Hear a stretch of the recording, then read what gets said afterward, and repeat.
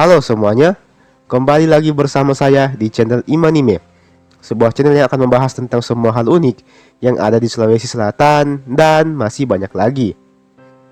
Di video kali ini kita akan membahas tentang 5 kebiasaan aneh orang Palopo. Apa sajakah kebiasaan aneh dari orang Palopo? Penasaran? Sebelum kita lanjut ke pembahasan, seperti biasa, saya mau mengajak kepada teman-teman semua untuk terlebih dahulu menekan tombol subscribe-nya, supaya channel ini bisa terus berkembang dan memberikan informasi, hiburan, serta wawasan kepada kita semua. Oke?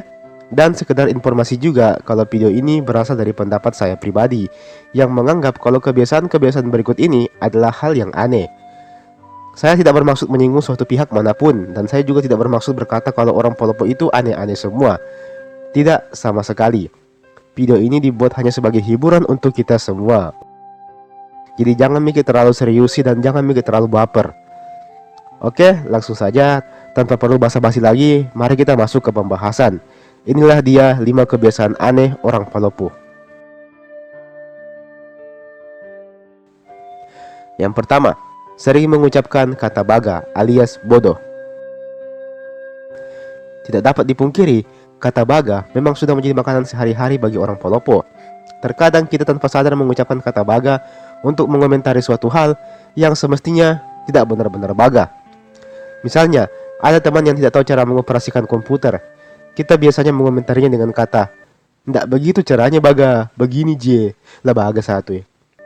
Meskipun masyarakat Palopo kerap kali mengucapkan kata baga, namun bukan berarti setiap kata baga yang dia ucapkan itu berarti ungkapan kebencian atau kemarahan, melainkan hanya untuk menggambarkan ekspresi sedikit kesal saja, dan bukan melambangkan kebencian ataupun kemarahan.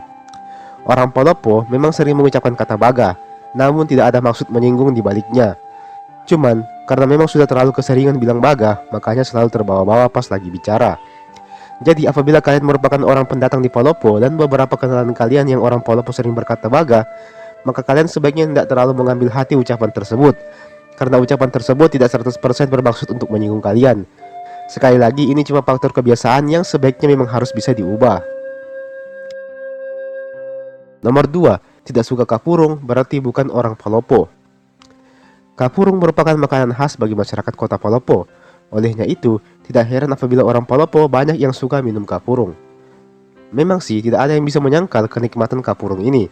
Namun, terkadang memang ada segelintir orang Palopo yang mengaku kalau mereka tidak suka minum kapurung. Hal inilah yang kemudian menimbulkan statement bahwa orang Palopo yang tidak suka minum kapurung berarti bukan orang Palopo. Dan tentu saja statement ini adalah salah, karena suka tidak suka, orang yang lahir, besar dan menetap di Palopo ya tetap orang Palopo, terlepas dari suka dan tidak sukanya mereka dengan kapurung. Kalau menurut saya pribadi, kapurung itu masalah selera. Pun halnya dengan makanan-makanan lainnya, itu semua adalah masalah selera. Ada yang suka dan ada yang tidak suka, dan semua itu sah-sah saja. Kita tidak bisa memaksakan orang lain untuk menjadi satu selera dengan kita. Jadi orang Palopo yang tidak suka kapurung tetap dianggap sebagai warga Palopo. Oke?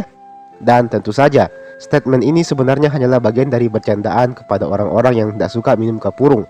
Bukan bermaksud benar-benar mengusir orang tersebut dari Palopo, melainkan cuma sebagai bahan bercandaan saja. Jadi jangan mikir terlalu tanggapi serius. Oke?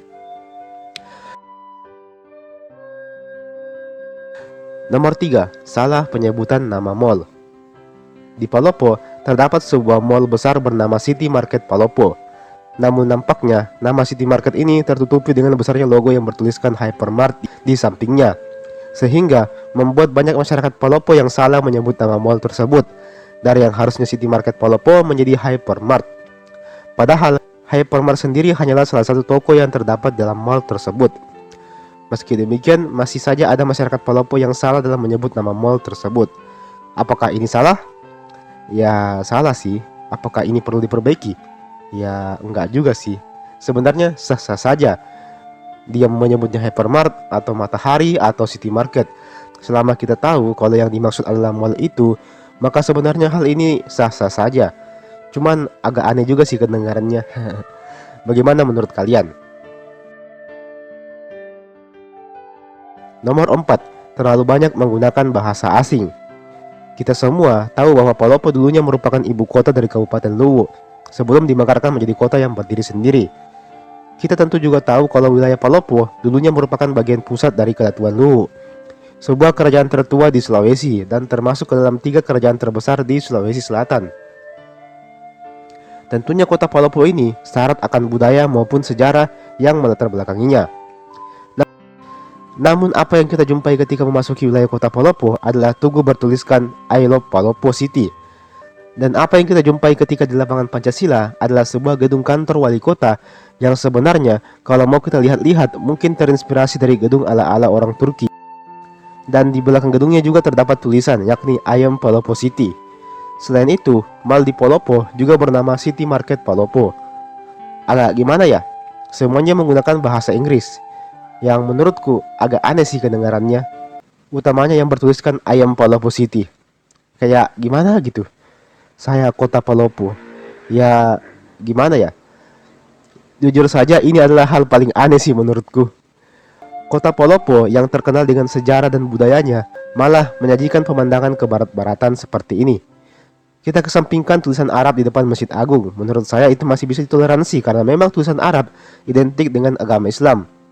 Namun selain itu, menurutku pemerintah kota Palopo tidak perlu sampai segitunya menggunakan bahasa Inggris. Dan tidak perlu pula sampai segitunya membuat gedung wali kota yang layaknya seperti gedung Turki atau gedung Amerika.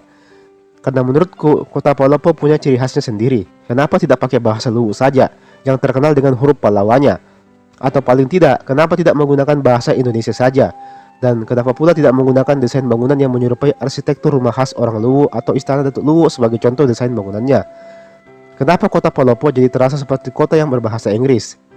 Menurutku ini adalah keanehan yang paling why sih. Why begitu?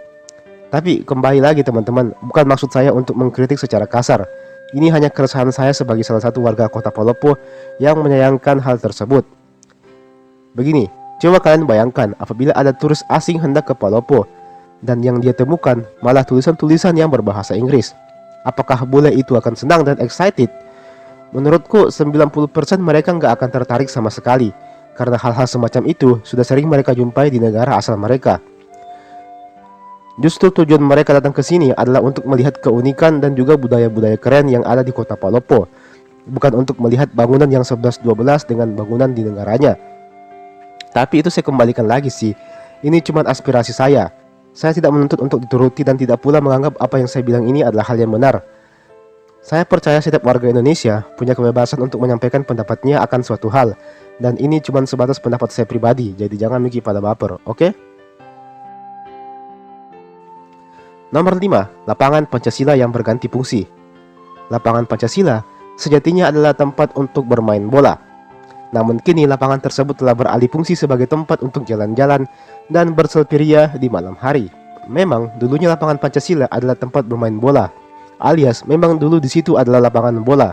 Namun sekarang sepertinya sudah beralih menjadi tempat jalan-jalan. Karena lapangan Pancasila kini menjadi tempat paling ramai di Palopo apabila malam hari. Banyak penjual yang menjajakan dagangannya, serta banyak pula spot-spot foto yang menarik bagi kaum milenial untuk datang bersantai dan berfoto ria. Well, tidak ada masalah dengan hal ini. Kita hanya perlu melupakan lapangan Pancasila sebagai lapangan sepak bola dan mulai menganggapnya sebagai tempat refreshing dan tempat jalan-jalan. Meski demikian, kita masih bisa jogging kok di sana. Dan apabila mencari lapangan bola, bisa kita temukan di lapangan Gaspa Palopo.